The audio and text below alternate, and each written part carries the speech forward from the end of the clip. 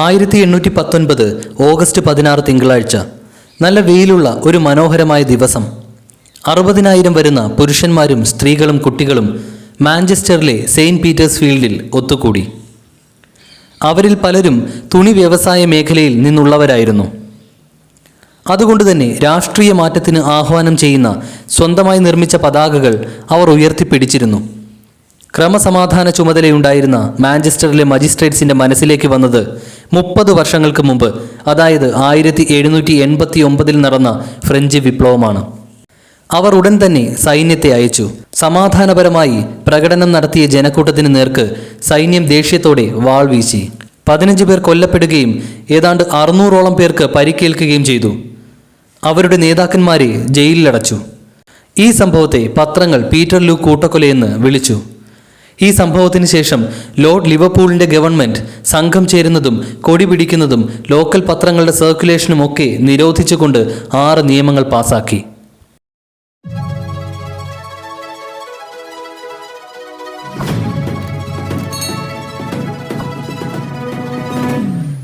Hi friends, ഈ വീഡിയോയിൽ നമ്മൾ ഡിസ്കസ് ചെയ്യുന്നത് ഗ്ലോബൽ വോയിസസ് ആൻഡ് കൾച്ചേഴ്സ് എന്ന ടെക്സ്റ്റ് ബുക്കിലെ song to the men of England എന്ന ആദ്യ ചാപ്റ്ററാണ്. റവല്യൂഷണറി ഐഡിയലിസ്റ്റ് കവിയായിരുന്ന PB ഷെല്ലിയാണ് ഈ കവിത എഴുതിയത്.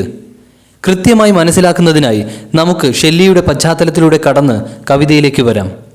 ടെക്സ്റ്റ് ബുക്കിലുള്ള കാര്യങ്ങളോടൊപ്പം ചില വിവരങ്ങൾ കൂടി ഇവിടെ ചേർത്തിട്ടുണ്ട്. നമുക്ക് നോക്കാം.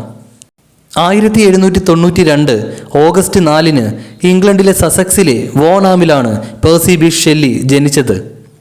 വിപ്ലവകരമായ ആശയങ്ങൾ മനസ്സിൽ കൊണ്ടു നടന്നിരുന്ന ഷെല്ലി ഐസിൽവർത്തിലെയും ഈറ്റണിലെയും പഠനത്തിന് ശേഷം 1810 ഓക്സ്ഫോർഡിലെ യൂണിവേഴ്സിറ്റി കോളേജിൽ ചേർന്നു. എന്നാൽ 1811 ദ നെസസിറ്റി ഓഫ് എഥീസം എന്ന പേരിൽ നിരീശ്വരവാദവുമായി ബന്ധപ്പെട്ട് ഒരു എസ്സേ പാംഫ്ലെറ്റായി അച്ചടിച്ച് വിതരണം ചെയ്തതിൻ്റെ പേരിൽ കോളേജിൽ നിന്ന് അദ്ദേഹത്തെ പുറത്താക്കി. തുടർന്ന് ധാരാളം വിപ്ലവകരമായ ആശയങ്ങൾ അദ്ദേഹം പാംഫ്ലെറ്റ്സിലൂടെ പ്രചരിപ്പിച്ചു.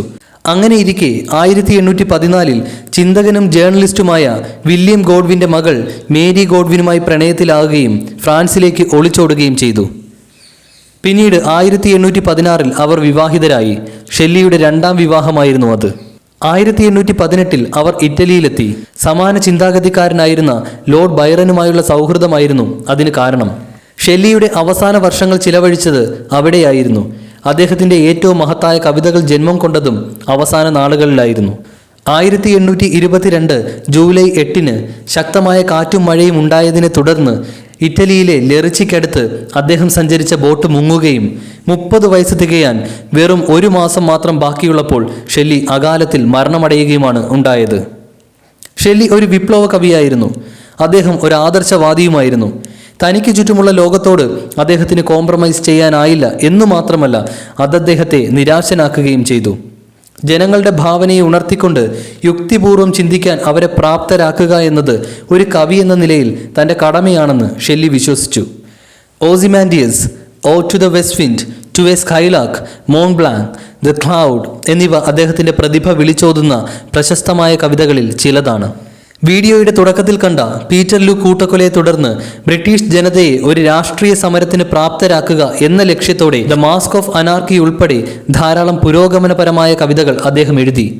അക്കൂട്ടത്തിൽ വരുന്നതാണ് song to the men of England. ഇംഗ്ലണ്ടിലെ തൊഴിലാളികൾ നേരിടേണ്ടി വരുന്ന അടിച്ചമർത്തലിനെ പറ്റിയും ചൂഷണത്തെപ്പറ്റിയും പറയുന്ന ഒരു വിപ്ലവ ഗാനമാണിത്. അന്നത്തെ കാലത്ത് ഇംഗ്ലണ്ടിൽ എന്താണ് നടന്നതെന്ന് ഷെല്ലി നമുക്ക് കാണിച്ചു തരുന്നു. തൊഴിലാളികളോട് പുറത്തേക്ക് വരുവാനും പ്രക്ഷോഭം നടത്തുവാനും സ്വതന്ത്രരാകുവാനും അദ്ദേഹം ഇവിടെ ആഹ്വാനം ചെയ്യുന്നു. ഇനി നമുക്ക് കവിതയിലേക്ക് കടക്കാം. ആദ്യം നമുക്ക് വരികളൊന്ന് നോക്കാം.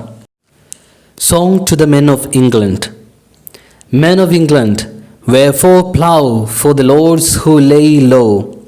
Wherefore weave with the toil and care the rich robes your tyrants wear?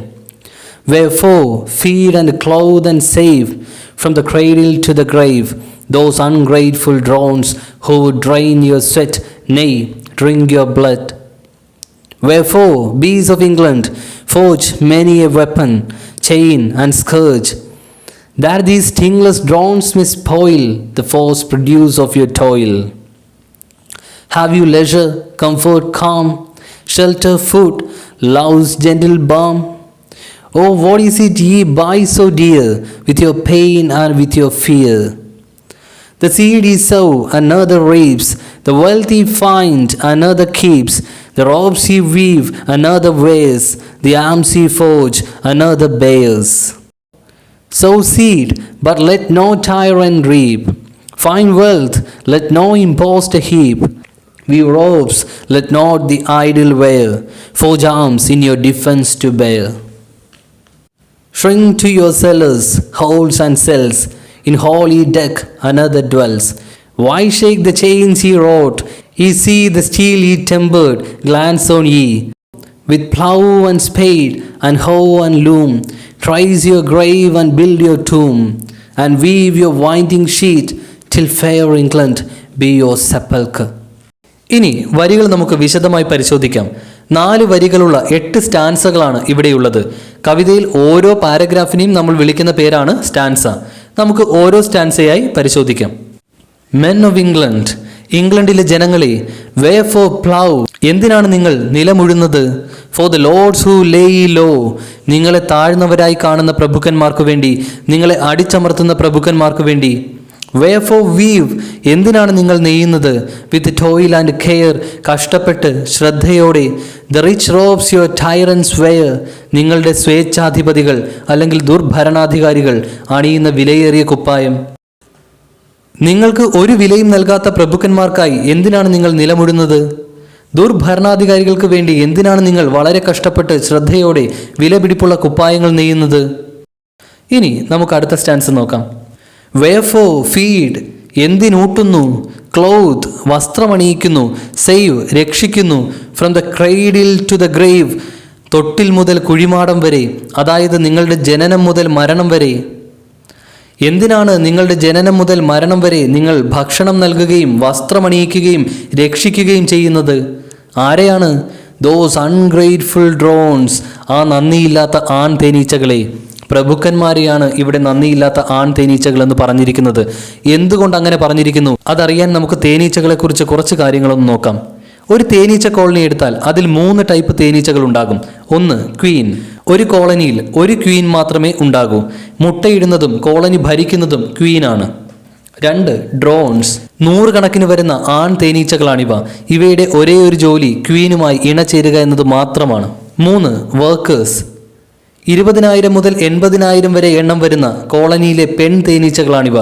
ഭക്ഷണവും വെള്ളവും ശേഖരിക്കുന്നതും ലാർവകളെ സംരക്ഷിക്കുന്നതും കൂടിന് കാവൽ നിൽക്കുന്നതും അടക്കം എല്ലാ ജോലികളും ചെയ്യുന്നത് ഇവരാണ്. ഇനി നമുക്ക് വരിയിലേക്ക് വരാം. നന്ദിയില്ലാത്ത ഡ്രോണുകൾ എന്നാണ് പ്രഭുക്കന്മാരെയും സമൂഹത്തിലെ ഉന്നതരായ ആളുകളെയും കവി വിളിച്ചിരിക്കുന്നത്. വർക്കേഴ്സ് ആണ് കഷ്ടപ്പെടുന്നത്. എന്നാൽ ആൺ തേനീച്ചകളെ പോലെ അതിന്റെ ഫലം പറ്റി സുഖിച്ച് ജീവിക്കുകയാണ് ഈ പ്രഭുക്കന്മാർ. ഡ്രോൺസിന് മടിയന്മാർ എന്നും അർത്ഥമുണ്ട്. ആ അർത്ഥവും ഇവിടെ ചേർക്കാവുന്നതാണ്. ബാക്കി നോക്കാം. ഹൂ ഡ്രെയിൻ യുവർ സ്വെറ്റ്, ഈ പറഞ്ഞവർ നിങ്ങളുടെ വിയർപ്പൂറ്റിയെടുക്കും. നെയ്, നോ, അല്ല, കവി തിരുത്തി പറയുന്നു. ഡ്രിങ്ക് യുവർ ബ്ലഡ്, നിങ്ങളുടെ ചോര കുടിക്കും. ആദ്യം കവി പറയുന്നു ഈ പ്രഭുക്കന്മാർ നിങ്ങളുടെ വിയർപ്പൂറ്റിയെടുക്കുമെന്ന്. എന്നിട്ട് കവി തിരുത്തി പറയുന്നു ഈ പ്രഭുക്കന്മാർ നിങ്ങളുടെ ചോര കുടിക്കുമെന്ന്. എന്താണ് ഇവിടെ മൊത്തത്തിൽ പറഞ്ഞിരിക്കുന്നത്? നിങ്ങൾ ജനിക്കുന്നത് മുതൽ മരിക്കുന്നത് വരെ ആ നന്ദിയില്ലാത്ത ആൺ തേനീച്ചകൾക്ക് അല്ലെങ്കിൽ മടിയന്മാർക്ക് ഭക്ഷണം നൽകിക്കൊണ്ട് വസ്ത്രം നൽകിക്കൊണ്ട് കാത്തു രക്ഷിച്ചുകൊണ്ട് അവരെ സേവിക്കുന്നത് എന്തിനാണ്? അവർ നിങ്ങളുടെ വിയർപ്പൂറ്റിയെടുക്കുമെന്നല്ല, നിങ്ങളുടെ ചോര തന്നെ ഊറ്റി കുടിക്കും. ഇനി അടുത്ത സ്റ്റാൻസ നോക്കാം. വേഫോ, എന്തിനാണ്? ബീസ് ഓഫ് ഇംഗ്ലണ്ട്, ഇംഗ്ലണ്ടിലെ വർക്കേഴ്സായ തേനീച്ചകളെ, അതായത് കഷ്ടപ്പെടുന്ന സാധാരണ ജനങ്ങളെ. ഫോർജ് മെനി എ വെപ്പൺ, ചുട്ടു പഴുപ്പിച്ച് തല്ലി നിങ്ങൾ ധാരാളം ആയുധങ്ങൾ ഉണ്ടാക്കുന്നത്. ചെയിൻ, ചങ്ങലകൾ ഉണ്ടാക്കുന്നത്. സ്കേർജ്, ചാട്ടകൾ ഉണ്ടാക്കുന്നത്. That these stingless drones may spoil, അവയൊക്കെ തന്നെ ഈ കൊമ്പില്ലാത്ത ആൺ തേനീച്ചകൾ കൊള്ളയടിക്കാൻ ഇടയുള്ളപ്പോൾ. ആൺ തേനീച്ചകൾക്ക് കൊമ്പില്ല. വർക്കേഴ്സുമായി കമ്പയർ ചെയ്ത് നോക്കിയാൽ അവർ ദുർബലരാണ്. അതുപോലെ തന്നെയാണ് പ്രഭുക്കന്മാരും. അധ്വാനിക്കുന്ന ജനങ്ങളുമായി തട്ടിച്ചു നോക്കിയാൽ ദുർബലരാണിവർ. അപ്പോൾ ഈ കൊമ്പില്ലാത്ത തേനീച്ചകൾ, ഈ ദുർബലർ തട്ടിയെടുത്തേക്കാം. എന്താണ്? The forced produce of your toil, നിങ്ങളുടെ അധ്വാനത്തിൻ്റെ ഫോഴ്സ്ഡ് പ്രൊഡ്യൂസ്, ഫോഴ്സ്ഡ് ഉൽപ്പന്നം അല്ലെങ്കിൽ ഫലം, അത് അവർ തട്ടിയെടുത്തേക്കാമെന്നാണ് പറഞ്ഞിരിക്കുന്നത്. എന്താണ് ഫോഴ്സ്ഡ് എന്ന് ഉപയോഗിച്ചിരിക്കുന്നത്? നമുക്കൊരു എക്സാമ്പിളായി കൃഷിയുടെ കാര്യം നോക്കാം. ചില പച്ചക്കറികളും ധാന്യങ്ങളുമൊക്കെ നല്ല രീതിയിൽ വളരുന്നതും നല്ല വിളവ് തരുന്നതും കാലാവസ്ഥയ്ക്കും സീസണുമൊക്കെ അനുസരിച്ചാണ്. മറ്റു സമയങ്ങളിൽ അത്ര നല്ല റിസൾട്ട് കിട്ടില്ല. അത്തരം പ്രതികൂല സമയത്തും കൂടുതൽ പരിശ്രമിച്ചുകൊണ്ട് നല്ല വിളവുണ്ടാക്കിയാൽ അല്ലെങ്കിൽ നല്ല ഫലമുണ്ടാക്കിയാൽ അതിനെ ഫോഴ്സ്ഡ് പ്രൊഡ്യൂസ് എന്ന് വിളിക്കാം. അപ്പോൾ ഇവിടെ പറയുന്നത് എന്താണ്? ഈ കൊമ്പില്ലാത്ത ഡ്രോണുകൾക്ക് അല്ലെങ്കിൽ സുഖലോലുപരായി കഴിയുന്ന ഈ ദുർബലരായ മടിയന്മാരായ പ്രഭുക്കന്മാർക്ക് കൊടുക്കാനാണെങ്കിൽ ഇംഗ്ലണ്ടിലെ അധ്വാനിക്കുന്ന തൊഴിലാളികളെ നിങ്ങൾ എന്തിനാണ് ഇത്രയും കഷ്ടപ്പെട്ട് ചോര നീരാക്കി ആയുധങ്ങളും ചങ്ങലകളും ചാട്ടകളും ഒക്കെ ഉണ്ടാക്കുന്നത്? കൊമ്പില്ലാത്ത അവർ, നിങ്ങളുടെ അത്രയും ശക്തിയില്ലാത്ത അവർ ഇവയൊക്കെ നിങ്ങൾക്കെതിരെ തന്നെ പ്രയോഗിക്കും. ഇനി അടുത്ത സ്റ്റാൻസ് നോക്കാം. കവി ചോദിക്കുന്നു, have you leisure? Do you have leisure? നിങ്ങൾക്ക് ഫ്രീ ടൈം ഉണ്ടോ? നിങ്ങൾക്ക് ഒഴിവ് സമയം കിട്ടുന്നുണ്ടോ? കംഫർട്ട്, നിങ്ങൾക്ക് സുഖം കിട്ടുന്നുണ്ടോ? നിങ്ങൾ സുഖം അനുഭവിക്കുന്നുണ്ടോ? കാം, സ്വസ്ഥതയുണ്ടോ? ഷെൽട്ടർ, പാർപ്പിടമുണ്ടോ? ഫുഡ്, ഭക്ഷണമുണ്ടോ? ലവ്സ് ജെന്റിൽ ബാം, സ്നേഹത്തിൻ്റെ നേർത്ത തൈലമെങ്കിലുമുണ്ടോ? ഈ പറഞ്ഞത് എന്തെങ്കിലും നിങ്ങൾക്ക് ലഭിക്കുന്നുണ്ടോ? ഓർ അല്ലെങ്കിൽ വാട്ട് ഈസ് ഇറ്റ് ഈ ബൈ സോ ഡിയർ? ഇത്ര വിലപിടിപ്പുള്ളത് എന്താണ് നിങ്ങൾ വാങ്ങുന്നത്? വിത്ത് യുവർ പെയിൻ, നിങ്ങളുടെ വേദന കൊണ്ട്, ആൻഡ് വിത്ത് യുവർ ഫിയർ, നിങ്ങളുടെ ഭയം കൊണ്ട്. നിങ്ങൾക്ക് ജീവിതമുണ്ടോ? ജീവിതത്തിലെ എന്തെങ്കിലും നല്ല കാര്യങ്ങൾ നിങ്ങൾ അനുഭവിക്കുന്നുണ്ടോ? ഇത്രയും കഷ്ടപ്പെടുന്നത് കൊണ്ട്, ഇത്രയും ത്യാഗം സഹിക്കുന്നത് കൊണ്ട് നിങ്ങൾക്ക് എന്ത് പ്രയോജനമാണ് കിട്ടുന്നത്? നിങ്ങൾ ഇവരെ ഭയക്കുന്നത് കൊണ്ട് എന്ത് പ്രയോജനമാണ് കിട്ടുന്നത്? ഇതാണ് കവി ഇവിടെ ചോദിക്കുന്നത്. ഇനി അടുത്ത സ്റ്റാൻസ് നോക്കാം. ദ സീഡ് ഈസ് സോ, നിങ്ങൾ വിതയ്ക്കുന്ന വിത്ത്, അനദർ റീപ്സ്, മറ്റൊരുത്തൻ കൊയ്യുന്നു. ദ വെൽത്ത് ഈ ഫൈൻഡ്, നിങ്ങൾ കണ്ടെത്തുന്ന സമ്പത്ത്, അനദർ കീപ്സ്, മറ്റൊരുത്തൻ സൂക്ഷിക്കുന്നു. ദ റോബ്സ് ഈ വീവ്, നിങ്ങൾ നെയ്യുന്ന കുപ്പായം, അനദർ വെയേഴ്സ്, മറ്റൊരുത്തൻ അണിയുന്നു. ദി ആംസ് ഈ ഫോർജ്, നിങ്ങൾ ഉണ്ടാക്കുന്ന ആയുധങ്ങൾ, അനദർ ബെയേഴ്സ്, മറ്റൊരുത്തൻ കൊണ്ടു നടക്കുന്നു. നിങ്ങൾ ചെയ്യുന്നതിൻ്റെ എല്ലാം ഗുണം ലഭിക്കുന്നത് നിങ്ങൾക്കല്ല, മറ്റൊരുത്തനാണ്. നിങ്ങളുടെ കഷ്ടപ്പാടിൻ്റെ നേട്ടം കൊയ്യുന്നത് മറ്റൊരുത്തനാണ്. അത് അനുവദിച്ചുകൂടാ. അതുകൊണ്ട് കവി എന്താണ് പറയുന്നത്? നമുക്ക് അടുത്ത സ്റ്റാൻസ് നോക്കാം. സോ സീഡ്, വിത്ത് വിതയ്ക്കൂ, but let no tyrant reap, എന്നാൽ ഒരു സ്വേച്ഛാധിപതിയെയും അത് കൊയ്യാൻ അനുവദിക്കരുത്. ഫൈൻ വെൽത്ത്, ധനം കണ്ടെത്തൂ. ലെറ്റ് നോ ഇമ്പോസ്റ്റർ ഹീപ്പ്, എന്നാൽ ഒരു വ്യാജനെയും അത് കുന്നുകൂട്ടാൻ അനുവദിക്കരുത്. വീവ് റോബ്സ്, കുപ്പായങ്ങൾ തയ്ക്കൂ. Let not the idle wear, എന്നാൽ ഒരു മടിയനെയും അത് ധരിക്കാൻ അനുവദിക്കരുത്. ഫോർജ് ആംസ്, ആയുധങ്ങൾ ഉണ്ടാക്കൂ. In your defence to bear, നിങ്ങളുടെ സ്വന്തം രക്ഷയ്ക്കായി കൊണ്ടു നടക്കാൻ. എന്താണ് ഇവിടെ കവി പറയുന്നത്? നിങ്ങൾ അധ്വാനിച്ചോളൂ, എന്നാൽ നിങ്ങളുടെ അധ്വാനത്തിൻ്റെ ഫലം നിങ്ങൾക്കുള്ളതാണ്. അത് അനുഭവിക്കാൻ മടിയന്മാരെ അനുവദിച്ചുകൂടാ. നിങ്ങളെ ചൂഷണം ചെയ്യുന്നവരെ അനുവദിച്ചുകൂടാ. കാരണം അത് നിങ്ങൾക്ക് അവകാശപ്പെട്ടതാണ്. ഇത്രയൊക്കെ പറഞ്ഞെങ്കിലും കവി നിരാശനാണ്. എത്ര അനുഭവിച്ചാലും ഇവരൊന്നും പഠിക്കുന്നില്ല, സ്വന്തം അവകാശങ്ങൾ നേടിയെടുക്കാൻ തയ്യാറാകുന്നില്ല. അതുകൊണ്ട് കവി ദേഷ്യത്തോടെ പറയുന്നു, ഷ്രിങ്ക് ടു യുവർ സെല്ലേഴ്സ്, നിങ്ങൾ നിങ്ങളുടെ നിലവറയിൽ ഒതുങ്ങിക്കൂടിക്കോളൂ. ഹോൾസ്, മാളങ്ങളിൽ ഒതുങ്ങിക്കൂടിക്കോളൂ. ആൻഡ് സെൽസ്, ഒറ്റ മുറിയിൽ ഒതുങ്ങിക്കൂടിക്കോളൂ. ഇൻ ഹോൾ ഈ ഡെക്ക്, നിങ്ങൾ അലങ്കരിക്കുന്ന, മനോഹരമാക്കുന്ന വിശാലമായ ഹോളിൽ അനദർ ഡ്വെൽസ്, മറ്റൊരുത്തനാണ് വസിക്കുന്നത്. വൈ ഷേക്ക് ദ ചെയിൻസ് ഈ റോട്ട്, എന്തിനാണ് നിങ്ങൾ തന്നെ ഉണ്ടാക്കിയ ചങ്ങലകൾ ഇളക്കുന്നത്? എന്തിനാണ് അടിമകളെപ്പോലെ ചങ്ങലയിൽ കിടക്കുന്നത്? ഈ സീ, നിങ്ങൾ നോക്കൂ. ദ സ്റ്റീൽ യു ടെമ്പേർഡ്, നിങ്ങൾ തന്നെ ചുട്ടുപഴുപ്പിച്ച് കഠിനമാക്കിയ ആ സ്റ്റീൽ ഗ്ലാൻസ് ഓൺ ഈ, നിങ്ങളെ തന്നെ നോക്കുകയാണ്. കവി പറയുന്നു, നിങ്ങളുടെ അധ്വാനം മറ്റുള്ളവർ അനുഭവിച്ച് സുഖിക്കുമ്പോൾ നിങ്ങൾ ഇങ്ങനെ ഒതുങ്ങിക്കൂടിയിരുന്നോളൂ. നിങ്ങൾ തന്നെ ചങ്ങലകൾ ഉണ്ടാക്കി സ്വയം അടിമകളെപ്പോലെ അണിഞ്ഞോളൂ. നിങ്ങളുടെ ഈ അവസ്ഥയ്ക്ക് കാരണം നിങ്ങൾ തന്നെയാണ്. ഇനി ലാസ്റ്റ് സ്റ്റാൻസ് നോക്കാം. വിത്ത് പ്ലൗ, കലപ്പയും കൊണ്ട്, ആൻഡ് സ്പെയ്ഡ്, തൂമ്പയും കൊണ്ട്, ആൻഡ് ഹോ, മൺവെട്ടിയും കൊണ്ട്, ആൻഡ് ലൂം, വസ്ത്രങ്ങൾ നെയ്യാൻ ഉപയോഗിക്കുന്ന തറിയും കൊണ്ട്. Trace your grave, go to your grave, നിങ്ങളുടെ കുഴിമാടത്തിലേക്ക് പോകൂ. ആൻഡ് ബിൽഡ് യുവർ ടൂം, നിങ്ങളുടെ ശവക്കല്ലറ പണിയൂ. And weave your winding sheet, നിങ്ങളെ പുതപ്പിക്കാനുള്ള ഷീറ്റും നെയ്യൂ. Till fair England be your sepulchre, സുന്ദരമായ ഇംഗ്ലണ്ട് നിങ്ങളുടെ ശവകുടീരമാകുന്നത് വരെ. എന്താണ് ഇവിടെ കാണുന്നത്? നിരാശനായി വളരെയധികം ദേഷ്യത്തോടെയും പരിഹാസത്തോടെയും കവി പറയുന്നു, നിങ്ങൾ മരിക്കും വരെ ഇങ്ങനെ തന്നെ ചെയ്തുകൊണ്ടിരിക്കൂ. നിങ്ങൾ മരിക്കും വരെ സ്വന്തം ശവക്കല്ലറ പണിതുകൊണ്ടിരിക്കൂ. നിങ്ങൾ മരിക്കും വരെ ഇങ്ങനെ സ്വന്തം കുഴി തോണ്ടിയിരിക്കൂ. കാരണം നിങ്ങൾ മരിച്ച് ജീവിക്കുകയാണ്. ഈ ഇംഗ്ലണ്ടിലെ നിങ്ങളുടെ അവസ്ഥ ഇങ്ങനെ തന്നെയായിരിക്കും. അല്ലെങ്കിൽ നിങ്ങൾ തന്നെ വിചാരിക്കണം. സുന്ദരമായ ഇംഗ്ലണ്ടെന്ന് കവി പരിഹാസ രൂപേണ പറയുന്നതാണ്. ഇത്രയുമാണ് വരികളുടെ വിശദീകരണം. ഇനി നമുക്ക് എന്താണ് ഈ കവിത എന്നൊന്ന് ചുരുക്കി പറയാം. നിലവിലുണ്ടായിരുന്ന സാമൂഹിക വ്യവസ്ഥിതിയിൽ നിരാശനായിരുന്ന ഒരു വിപ്ലവകാരിയായിരുന്നു പി.ബി. ഷെല്ലി. നമ്മുടെ വീഡിയോയുടെ തുടക്കത്തിൽ കണ്ട പീറ്റർലൂ മാസക്ക് എന്ന സംഭവം അദ്ദേഹത്തെ വളരെയധികം ആത്മരോഷം കൊള്ളിച്ചു. ആ സംഭവത്തിന് ശേഷം ഭരണാധികാരികൾ തൊഴിലാളി വർഗത്തെ കൂടുതൽ അടിച്ചമർത്തുന്നത് കണ്ടപ്പോൾ കവിതകളിലൂടെ ജനങ്ങളെ ഇളക്കിവിടാനും അവകാശങ്ങൾ നേടിയെടുക്കാൻ പ്രക്ഷോഭം നടത്താൻ പ്രോത്സാഹിപ്പിക്കാനുമായി ഷെല്ലി ധാരാളം കവിതകൾ എഴുതി. അവയിലൊന്നാണ് song to the men of England. തങ്ങളെ ബന്ധിക്കുന്ന ചങ്ങലകൾ അവർ സ്വയം നിർമ്മിക്കുന്നതാണെന്നും സ്വന്തം ശക്തി തിരിച്ചറിഞ്ഞ് അവയെ പൊട്ടിച്ചെറിയണമെന്നും സ്വന്തം അധ്വാനത്തിന്റെ ഫലം സ്വയം അനുഭവിക്കണമെന്നും അദ്ദേഹം ഈ കവിതയിലൂടെ ശക്തമായി പറയുന്നു. ഇനി നമുക്ക് ടെക്സ്റ്റ് ബുക്കിലുള്ള ചോദ്യങ്ങളും അവയുടെ ഉത്തരങ്ങളും നോക്കാം. ഇവിടെ തന്നിരിക്കുന്ന ആൻസേഴ്സ് എല്ലാം തന്നെ നിങ്ങൾക്ക് പഠിക്കുവാനായി നമ്മൾ തന്നെ പ്രിപ്പയർ ചെയ്തതാണ്. ഇവിടെ മലയാളം മാത്രമേ പറയുന്നുള്ളൂ. ഇംഗ്ലീഷ് നിങ്ങൾക്ക് സ്ക്രീനിൽ കാണാം. 1. താഴെ തന്നിരിക്കുന്നവയ്ക്ക് ഒരു വാക്കിലോ സെന്റൻസിലോ ഉത്തരം എഴുതുക. താഴെ തന്നിരിക്കുന്ന വാക്കുകളുടെ സിനണിംസ് എഴുതുക, അതായത് പര്യായം എഴുതുക. എ. ഫോർജ്, ഉണ്ടാക്കുക അല്ലെങ്കിൽ രൂപപ്പെടുത്തുക എന്നുള്ള അർത്ഥമാണ്. അതിൻ്റെ സിനണിം ഷേപ്പ്. ബി. ഇമ്പോസ്റ്റർ, ആൾമാറാട്ടക്കാരൻ അല്ലെങ്കിൽ വ്യാജൻ എന്നുള്ള അർത്ഥമാണ്. അതിൻ്റെ സിനണിം ഇംപേഴ്സണേറ്റർ. സി. സ്കേർച്ച്, ചാട്ട എന്നുള്ള അർത്ഥമാണ്. അതിൻ്റെ സിനണിം വിപ്പ്. ഇനി അടുത്ത ചോദ്യം 2. താഴെ തന്നിരിക്കുന്ന വാക്കുകളുടെ ആന്റണിം എഴുതുക, അതായത് വിപരീതം എഴുതുക. എ. ലെഷർ, ലെഷർ എന്നാൽ ഫ്രീ ടൈം എന്നാണ്. അതിൻ്റെ ആന്റണിം വർക്ക്. ബി. കംഫർട്ട്, സുഖം. അതിൻ്റെ ആന്റണിം ഡിസ്ട്രസ്, വിഷമം. സി. കാം, സ്വസ്ഥത. അതിൻ്റെ ആന്റണിം അൺറെസ്റ്റ്, അസ്വസ്ഥത. ഇനി അടുത്ത ചോദ്യം നിങ്ങളുടെ സ്വന്തം വാചകത്തിൽ പ്രയോഗിക്കുക, അതായത് തന്നിരിക്കുന്ന വാക്കുകൾ കൊണ്ട് സ്വന്തമായി ഓരോ സെന്റൻസ് ഉണ്ടാക്കുക. എ. ഡ്രെയിൻ, ഊറ്റിയെടുക്കുക എന്നുള്ള അർത്ഥമാണ്. നമുക്കൊരു സെന്റൻസ് നോക്കാം. The hard work is really draining you. B. Spoil, ഇവിടെ തട്ടിയെടുക്കുക അല്ലെങ്കിൽ കൊള്ളയടിക്കുക എന്നുള്ള അർത്ഥമാണ്. You cannot break into my house and spoil anything. C. Forge, രൂപപ്പെടുത്തുക അല്ലെങ്കിൽ ഉണ്ടാക്കുക എന്നുള്ള അർത്ഥമാണ്. He forged a great sword for the king. ഇത്രയുമാണ് മൂന്നാമത്തെ ചോദ്യം. ഇനി രണ്ടാമത്തെ ടൈപ്പ് ചോദ്യം നോക്കാം. 50 വാക്കിൽ കവിയാതെ ഒരു പാരഗ്രാഫിൽ താഴെ തന്നിരിക്കുന്ന ചോദ്യങ്ങൾക്ക് ഓരോന്നിനും ഉത്തരം എഴുതുക. 1. Song to the men of England എന്ന കവിതയുടെ തീം എന്താണ്? പീറ്റർലൂ മാസക്കറിന്റെ പശ്ചാത്തലത്തിലാണ് PB. Shelley song to the men of England എന്ന കവിത എഴുതിയത്. നീതി ആവശ്യപ്പെട്ടുകൊണ്ട് തൊഴിലാളി വർഗം നടത്തിയ സമാധാനപരമായ ഒരു പ്രകടനത്തെ അധികാരികൾ അക്രമം ഉപയോഗിച്ച് അടിച്ചമർത്തി. ഈ സംഭവം കവിയുടെ വിപ്ലവ മനസ്സിനെ ചൊടിപ്പിച്ചു. ചൂഷണം തടയാനും സ്വന്തം അധ്വാനത്തിന്റെ ഫലം അനുഭവിക്കാനും അദ്ദേഹം ഇംഗ്ലണ്ടിലെ തൊഴിലാളികളോട് ആവശ്യപ്പെടുന്നു. അതുകൊണ്ട് തന്നെ ഇംഗ്ലണ്ടിലെ തൊഴിലാളി വർഗത്തിന്റെ ചൂഷണമാണ് ഈ കവിതയുടെ തീം എന്ന് നമുക്ക് പറയാം.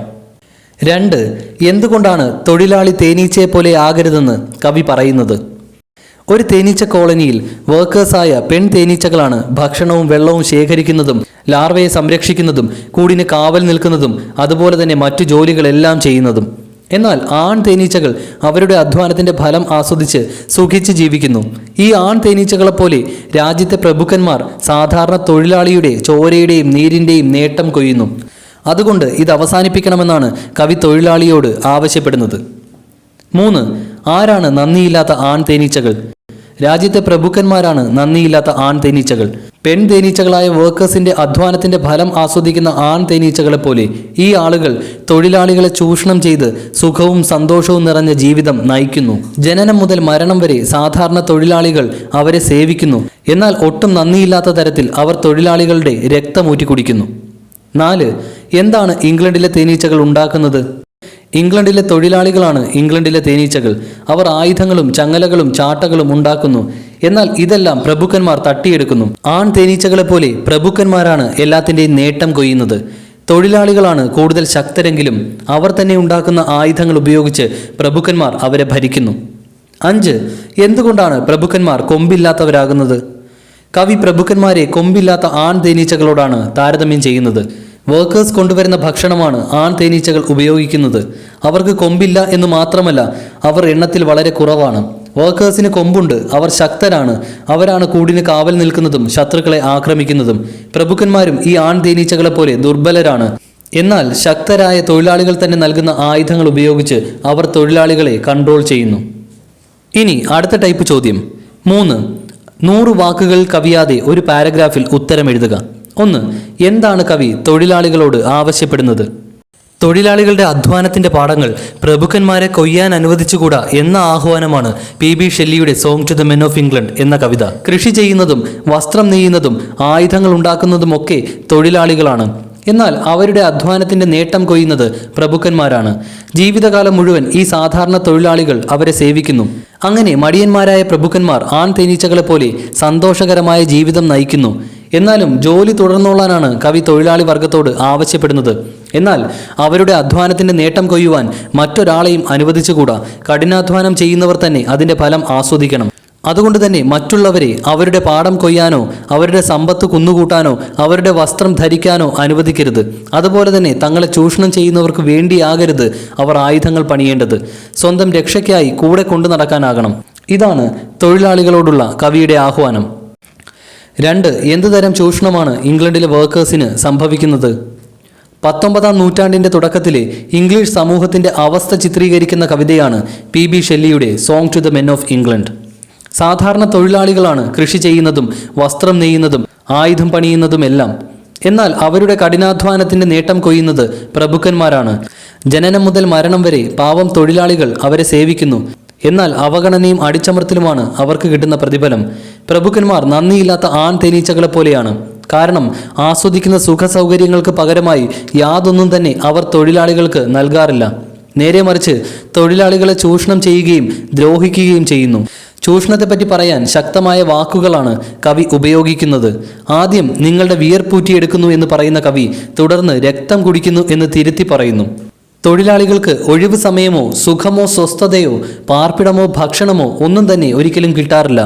ഒരല്പം ആശ്വാസത്തിനായി സ്നേഹത്തിന്റെ തൈലം പോലുമില്ല. എന്തിനു പറയണം, വേദനയും ഭയവുമല്ലാതെ അവർക്ക് മറ്റൊന്നും തന്നെയില്ല. മരണം വരെ അവർ ഇങ്ങനെ തന്നെ ജീവിക്കും.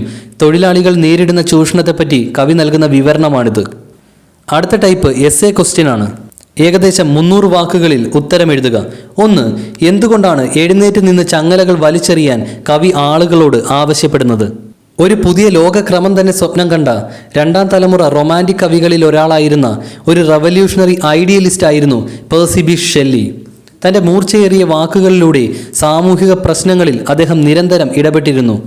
1819 പീറ്റർ ലൂ കൂട്ടക്കൊലയോടും കവിതകളുടെ ഒരു പരമ്പര തന്നെ എഴുതിക്കൊണ്ട് ഇതേ രീതിയിലാണ് അദ്ദേഹം പ്രതികരിച്ചത്. അവയിലൊന്നാണ് song to the men of England. പ്രഭുക്കന്മാരുടെ കാപട്യത്തെ തുറന്നു കാട്ടുന്ന, മനുഷ്യാവകാശങ്ങളെപ്പറ്റി അവബോധം സൃഷ്ടിക്കുന്ന, ചൂഷണം തടയാൻ ആഹ്വാനം ചെയ്യുന്ന ഒരു കവിതയാണിത്. 19-ാം നൂറ്റാണ്ടിന്റെ തുടക്കത്തിലെ ഇംഗ്ലീഷ് സമൂഹത്തിന്റെ അവസ്ഥയാണ് കവി ഇവിടെ ചിത്രീകരിക്കുന്നത്. സാധാരണ തൊഴിലാളികൾ കൃഷി ചെയ്യുന്നു, വസ്ത്രം നെയ്യുന്നു, ആയുധങ്ങൾ ഉണ്ടാക്കുന്നു. എന്നാൽ പ്രഭുക്കന്മാർ അവരുടെ അധ്വാനത്തിന്റെ നേട്ടം കൊയ്യുന്നു. ജനനം മുതൽ മരണം വരെ പാവം തൊഴിലാളികൾ അവരെ സേവിക്കുന്നു. എന്നാൽ അവഗണനയും അടിച്ചമർത്തലുമാണ് അവർക്കുള്ള പ്രതിഫലം. പ്രഭുക്കന്മാർ നന്ദിയില്ലാത്ത ആൺ തേനീച്ചകളാണ്. തങ്ങൾ ആസ്വദിക്കുന്ന സുഖ സൗകര്യങ്ങൾക്ക് പകരമായി അവർ യാതൊന്നും തന്നെ തൊഴിലാളികൾക്ക് നൽകുന്നില്ല. നേരെ മറിച്ച് തൊഴിലാളികളെ ചൂഷണം ചെയ്യുകയും ഉപദ്രവിക്കുകയും ചെയ്യുന്നു. ചൂഷണത്തെപ്പറ്റി പറയാൻ ശക്തമായ വാക്കുകളാണ് കവി ഉപയോഗിക്കുന്നത്. ആദ്യം നിങ്ങളുടെ വിയർപ്പൂറ്റിയെടുക്കുന്നു എന്ന് പറയുന്ന കവി നിങ്ങളുടെ ചോര കുടിക്കുന്നു എന്ന് തിരുത്തുന്നു. തൊഴിലാളികൾക്ക് ഒരിക്കലും ഒഴിവു സമയമോ സുഖമോ സ്വസ്ഥതയോ പാർപ്പിടമോ ഭക്ഷണമോ ഒന്നും കിട്ടാറില്ല. ഒരല്പം ആശ്വാസത്തിനായി സ്നേഹത്തിന്റെ തൈലം പോലുമില്ല. എന്തിനു പറയണം, വേദനയും ഭയവുമല്ലാതെ അവർക്ക് മറ്റൊന്നും തന്നെയില്ല. മരണം വരെ അവർ ഇങ്ങനെ തന്നെ ജീവിക്കും. തങ്ങളുടെ കഠിനാധ്വാനത്തിന്റെ പാടം കൊയ്യാൻ പ്രഭുക്കന്മാരെ അനുവദിക്കരുതെന്ന് കവി തൊഴിലാളി വർഗത്തോട് ആവശ്യപ്പെടുന്നു. കൃഷി ചെയ്യുന്നതും വസ്ത്രം നെയ്യുന്നതും ആയുധമുണ്ടാക്കുന്നതും തൊഴിലാളികളാണ്. എന്നാൽ അവരുടെ അധ്വാനത്തിന്റെ ഫലം അനുഭവിക്കുന്നത് പ്രഭുക്കന്മാരാണ്. തങ്ങളുടെ ജീവിതകാലം മുഴുവൻ സാധാരണ തൊഴിലാളികൾ അവരെ സേവിക്കുന്നു. അങ്ങനെ മടിയന്മാരായ പ്രഭുക്കന്മാർ ആൺ തേനീച്ചകളെപ്പോലെ സുഖജീവിതം നയിക്കുന്നു. എന്നാലും അധ്വാനിക്കുന്നത് തുടർന്നോളാനാണ് കവി തൊഴിലാളി വർഗത്തോട് ആവശ്യപ്പെടുന്നത്. എന്നാൽ തങ്ങളെ ചൂഷണം ചെയ്യാൻ മറ്റാരെയും അനുവദിച്ചുകൂടാ. അധ്വാനിക്കുന്നവർ തന്നെ അതിന്റെ ഫലം ആസ്വദിക്കണം.